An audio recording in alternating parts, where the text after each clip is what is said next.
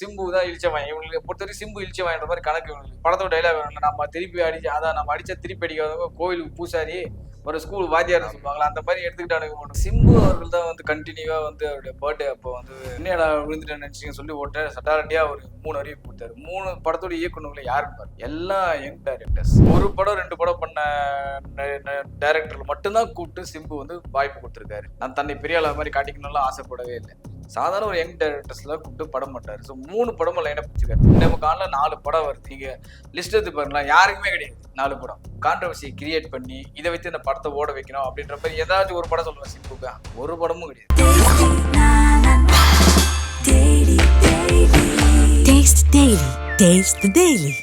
திரைமொழி நேயர்கள் அத்தனை பேருக்கும் ஒரு பெரிய வணக்கம். நான் உங்க விஜய். இன்னைக்கு நம்ம கூட இணைஞ்சிருக்க நபர் சினிமுருகன் நம்ம கூட நிறைய விஷயம் பேச போறாரு. வணக்கம் சார். வணக்கம் வணக்கம் சார். எப்படி இருக்கீங்க? நல்லா இருக்கேன் சார். நீங்க எப்படி இருக்கீங்க? நல்லா இருக்கிறேன்.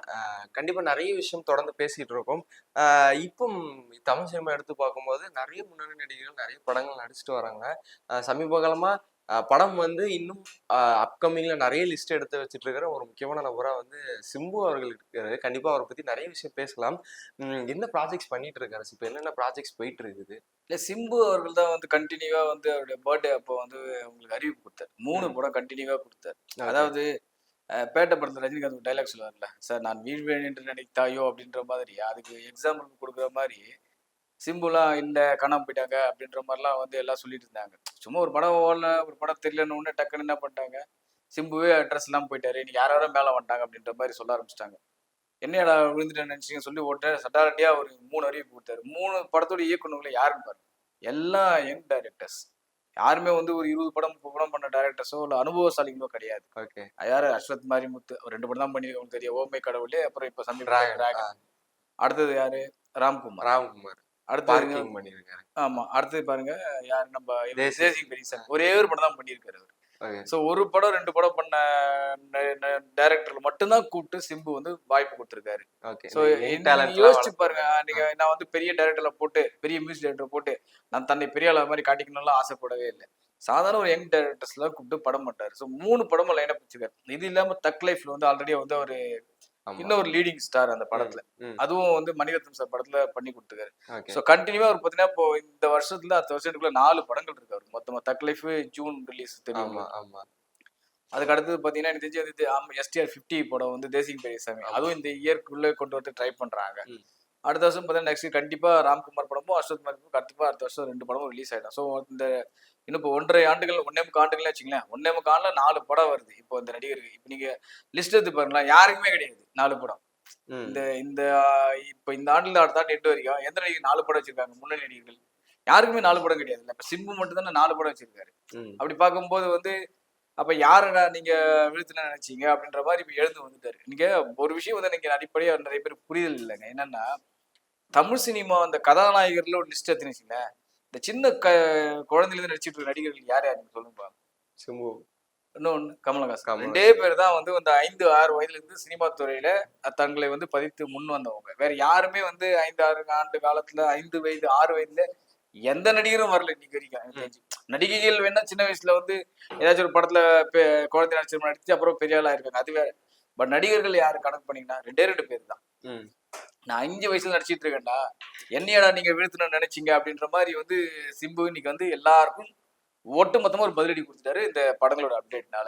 Okay sir. இப்போ நீங்க சொல்ற மாதிரி இப்போ நிறைய இயக்குநர்களா இருக்கட்டும், நிறைய இயக்குநர்களை அறிமுகப்படுத்தி வச்சுறாரு. சரி, ஒரு படம் வருதுன்னா ஃபர்ஸ்ட் லுக்ல ரிலீஸ் பண்றாருன்ற போது எத்தனை பேர் சார் இப்போ டேரக்டரா இருக்கட்டும், சரி ஆக்டர்ஸரும் நிறைய பேர் இன்ட்ரடியூஸ் பண்ணி வச்சிருக்காங்க. இப்போ சமீபத்துல பெரிய பெரிய டேரக்டர்ஸா இருந்தவங்க அந்த மாதிரி நிறைய பேர். சார் இப்போ வந்து 2 விஷயம் பேசலாம் சார் இதுல. என்னன்னா, புதுமுக இயக்குநர்களை அறிமுகப்படுத்தி அவருடைய கதைகள் பிடிச்சு போயிட்டு படம் பண்ற ஹீரோக்கள் ஒரு டைம்ல இருந்தாங்க, யாரும் இல்ல மறுக்கல. ஏன்னா இப்ப அஜித்தா இருக்கட்டும், விஜய் எல்லாமே நிறைய இயக்குநர்களை அறிமுகப்படுத்தி இருக்காங்க. இப்ப அஜித் அவர்களை இயக்குநர்கள் தான் இன்னைக்கு நிறைய முன்னணி நடிகர்களா இருக்காங்க.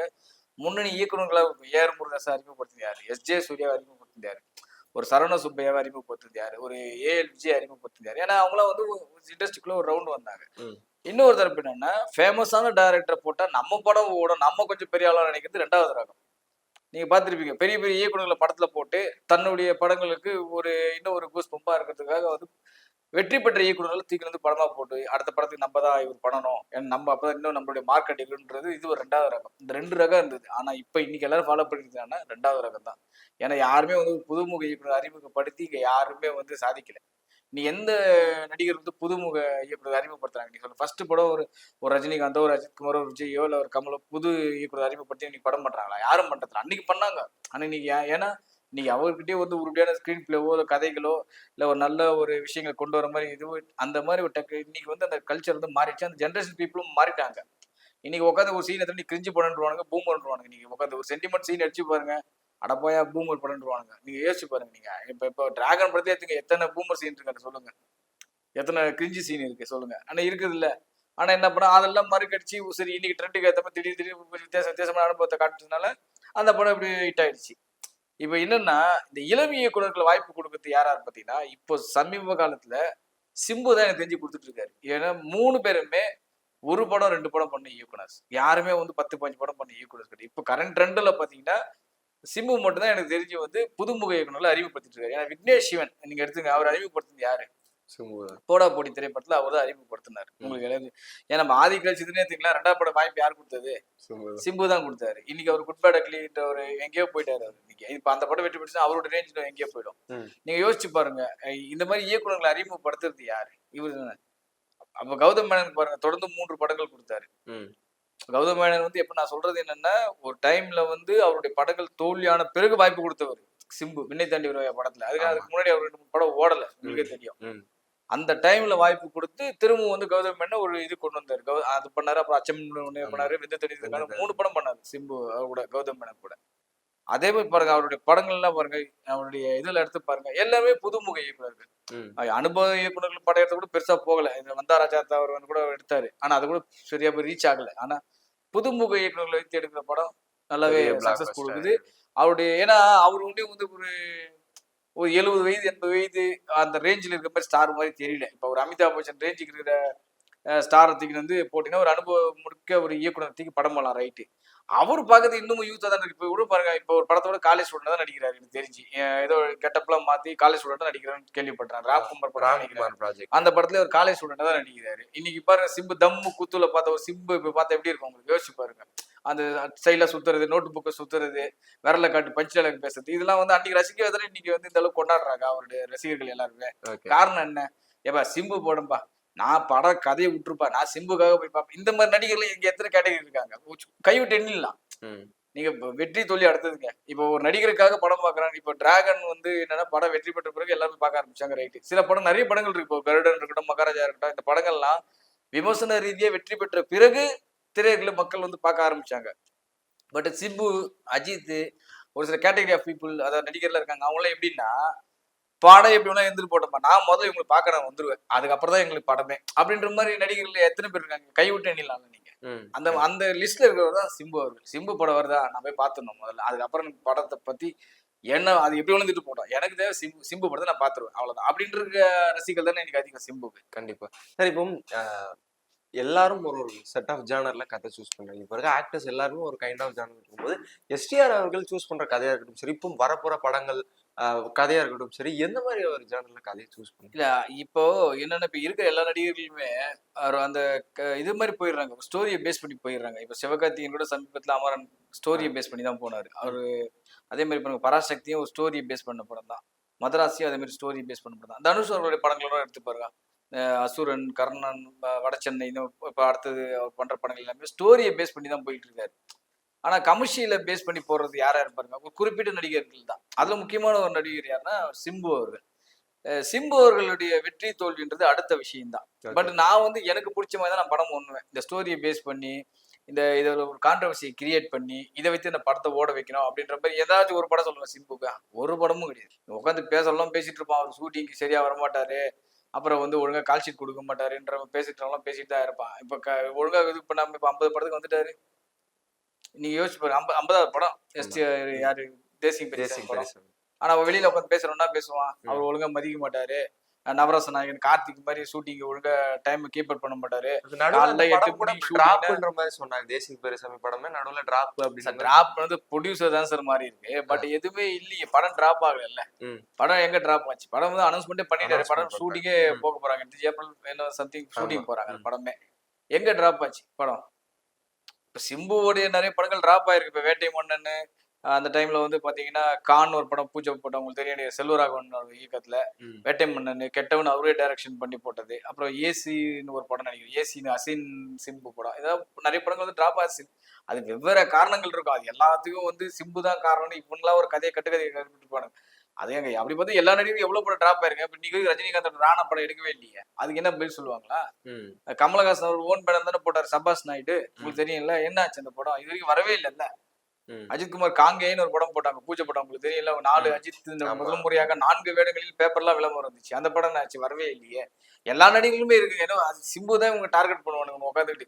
அவர் கண்டினியூவா ஏங்க அப்போ ஒரே டைம்ல 7-8 படம் வந்து ரெடி பண்ணுவாங்க. ஆனா அதுல பாத்தீங்கன்னா ஒரு சில படங்கள் பண்ண முடியாது. ஃபர்ஸ்ட் லுக்கா ரிலீஸ் பண்ணுவாங்க. இப்போ ஒன்னு ஒரு தினத்தந்தி பேப்பர் எடுத்தீங்கன்னா ஒரு 15 வருடத்துக்கு முன்னாடி பாத்தீங்கன்னா ஒரு நடிகரோட பிறந்த நாள்னா ஒரு அடுத்த படம் நடிக்கிற எல்லா படங்களுடைய போஸ்டர்ஸும் இருக்கும். அதுல ஒரு பக்கம் ஃபுல்லா அந்த நடிகரோட பத்தி தான் இருக்கும். அடுத்து சிம்பு என்ன பண்றாரு, அஜித் என்ன பண்றாரு, விஜய் என்ன பண்றாரு, அவருடைய படங்களுடைய 7-8 படம் இருக்கும் ஒரு பந்த நாளைக்கும். அதுல 7-8 படத்துல பாத்தீங்கன்னா ஒரு 4 படம் ரிலீஸ் ஆயிருக்கும். ஃபியூச்சர்ல பாத்தீங்கன்னா அந்த அந்த போட்ட படங்கள்ல ஒரு 4-5 படங்கள் தான் வெளியே வந்திருக்கும். மீதி 2 படம் டிராப் ஆயிருக்கும். அது எல்லா நடிகர்களுக்கும் இருக்கு, யாருக்குமே தான் இல்ல. யாருக்கு இது வரைக்கும் டிராப் ஆகாத நடிகர் படம் ஏதாவது இருக்கா? யாருக்கான ஒரு நடிகர் இருக்காரு? இல்ல. சியான் விக்ரமும் கரிகாலம் ஒரு படம் பூஜை போட்டாங்க, ஃபர்ஸ்ட் லுக் ரிலீஸ் பண்ணாங்க. அவ்வளவு மிகப்பெரிய பிரம்மாண்ட வரவேற்பு பெற்றது ஃபர்ஸ்ட் லுக். ஆனா இன்னைக்கு வரைக்கும் ஒரு நாள் கூட ஷூட் எடுக்கலையா அந்த படத்துக்கு.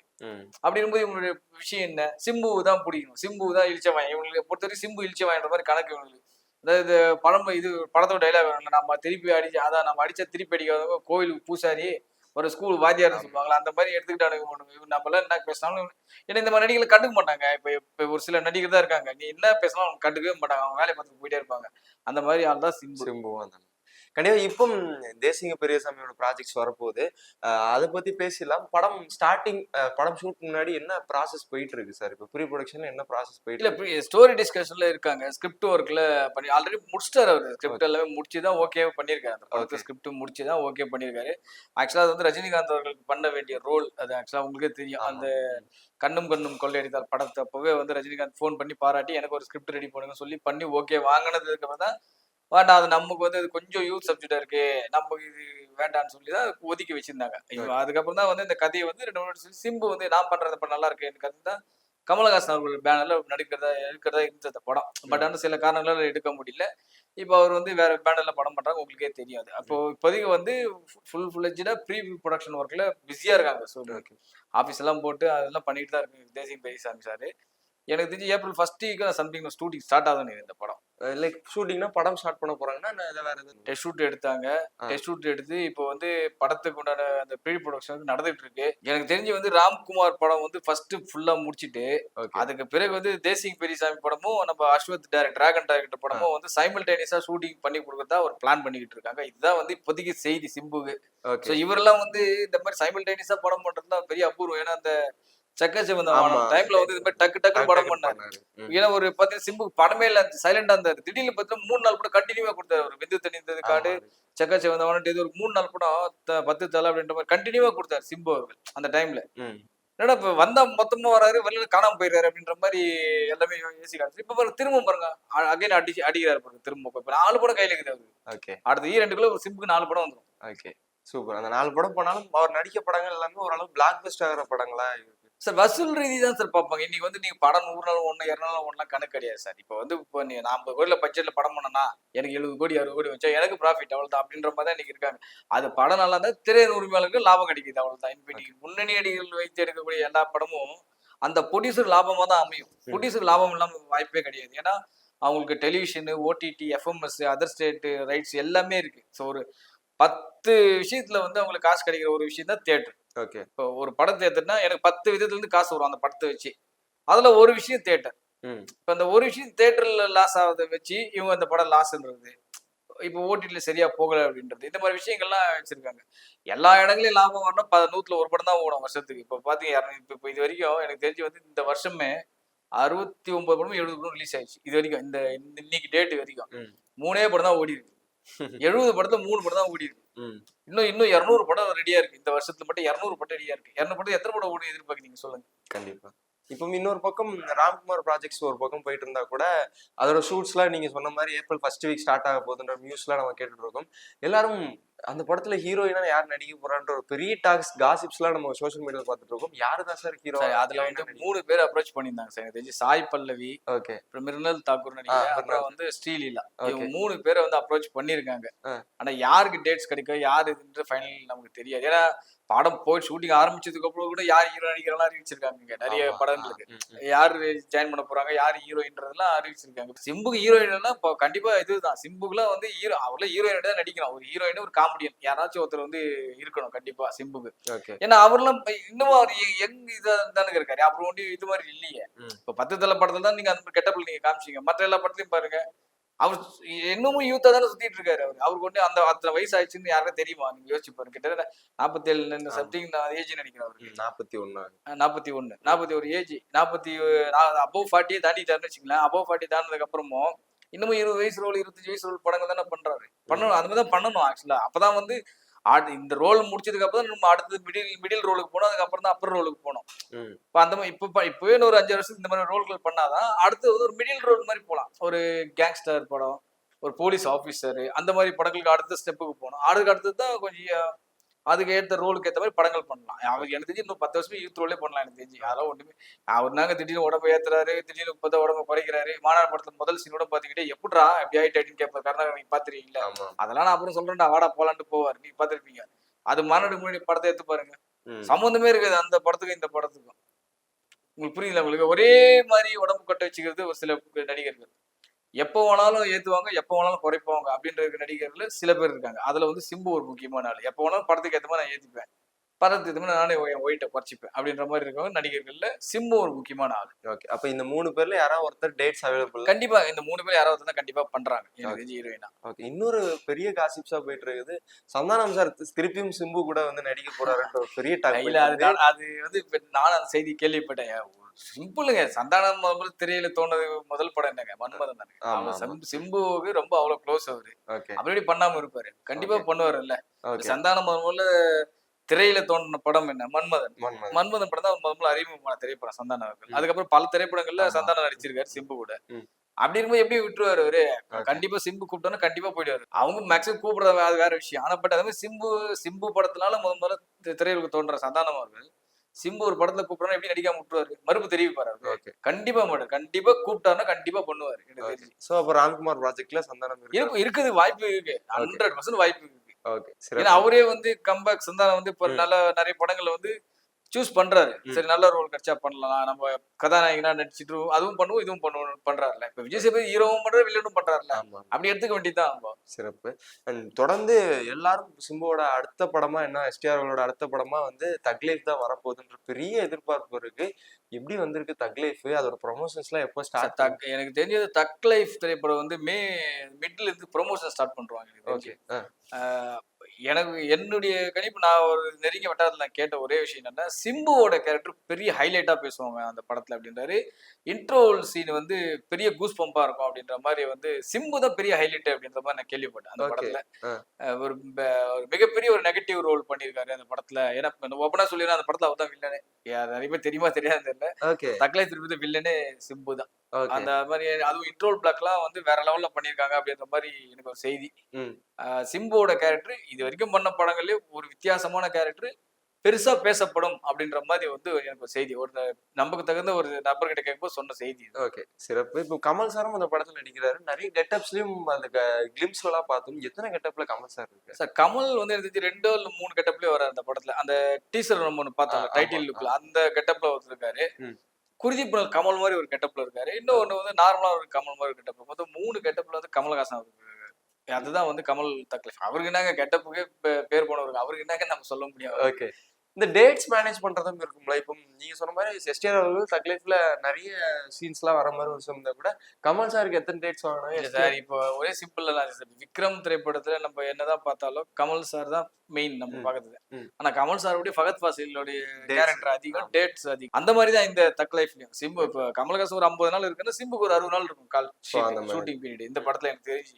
ஏன்னா எனக்கு தெரிஞ்சு வந்து நிறைய நாள் வந்து சிம்பு வெளியில கூட தலை காட்ட முடியல. எனக்கு தெரிஞ்சு கெட்டப்புக்காக மாத்தாம இருக்காரோ, இல்லைன்னா கெட்டப் எனக்கு தெரிஞ்சு ரிவீல் ஆயிட்டுன்றதுக்காக நிறைய இடங்கள்ல கலந்துக்காம இருக்காரு கூட தெரியல. ஏன்னா அந்த படங்கள் பண்ணது வந்து சைலண்ட் தான். நீங்க தெரியும் கமல்ஹாசன் கூட நீங்க வெளியே பார்த்திருக்க மாட்டீங்க. நீங்க பார்த்திருப்பீங்க. கமல்ஹாசன் எங்கேயும் வெளியே பார்த்திருக்க மாட்டீங்க. என்ன சஸ்பென்ஸா வச்சிருக்காங்கல்ல, அது ஒரு சஸ்பென்ஸா இருக்குல்ல.